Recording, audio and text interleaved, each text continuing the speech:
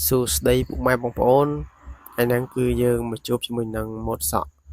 ទៀតហើយនៅក្នុងវីដេអូរបស់ admin ដែលជាវីដេអូមួយដែលទាក់ទងជាមួយនឹងការ review ម៉ូតសក់ថ្មីឬក៏ម៉ូតសក់តាមប្រទេសបើជាដំបូងហ្នឹងគឺកុំភ្លេចផ្ដល់កម្លាំងចិត្តមុននឹងឃើញវីដេអូរបស់ខ្ញុំបាទហ្នឹងកុំភ្លេចមើលចាប់ណាបាទហ្នឹងគឺជាការផ្ដល់កម្លាំងចិត្តឲ្យខ្ញុំទេនៅពេលដែលទស្សនាវីដេអូរបស់ admin ចប់ហើយកុំភ្លេចជួយ like ហើយ comment ហើយនឹងជួយ share ហើយកុំភ្លេចជួយ follow page ម្នាក់មួយផងបាទដើម្បីផ្ដល់កម្លាំងចិត្តឲ្យ admin សម្រាប់ម៉ូតសក់ថ្ងៃហ្នឹងគឺជាម៉ូតសក់មួយដែលបាទ admin ដកស្រង់ចេញមកពីតាមប្រទេសទៀតហើយបាទពុកម៉ែបងប្អូនបាទគឺមានសារៈសំខាន់មែនទែនណាម៉ូតសក់ទាំងអស់នេះដែល admin នាំយកមកណាជាសក់មួយឬក៏ម៉ូតសក់មួយដែល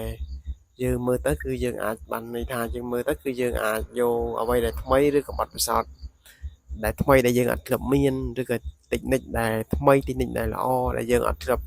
យកមកប្រើនៅពេលដែលយើងឃើញវីដេអូរបស់ admin ហើយអាចយក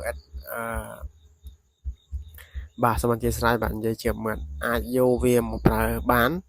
នៅចំណុចណាដែលយើងខ្វះខាតជាពិសេសដូចជាងដូចជារូបខ្ញុំជាដើមគឺខ្ញុំតែងតែមើលបាទដើម្បីយកអ្វីដែលថ្មីមកធ្វើការច្នៃប្រឌិតឬក៏បាទយើងអនុវត្តទៅវាស្អាតយើងក៏អនុវត្តវាបន្តណាបើមិនជាយើងមើលទៅកន្លែងណាវាខ្វះខាតអត់ស្អាតយើងក៏បាច់យកវាទេ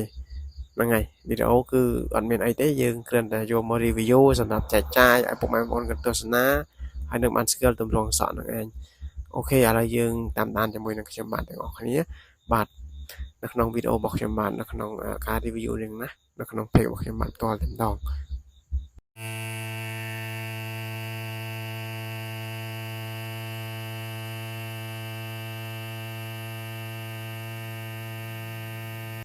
សម្រាប់ពុកម៉ែបងប្អូនឬក៏ជាងកាត់សក់ដែលត្រូវការជាមួយនឹងផលិតផលកាត់សក់ឬក៏ចង់បានម៉ាទ័រកាត់សក់អាចទាក់ទងតាមរយៈ Facebook ដែលមានឈ្មោះឆាំវិបុល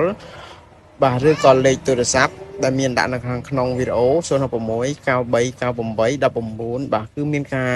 ទទួលខុសត្រូវនិងមានទំនួលខុសត្រូវខ្ពស់រាល់ឧបករណ៍ឬក៏ផលិតផលដែលទិញពីខាងខ្ញុំបាទទៅ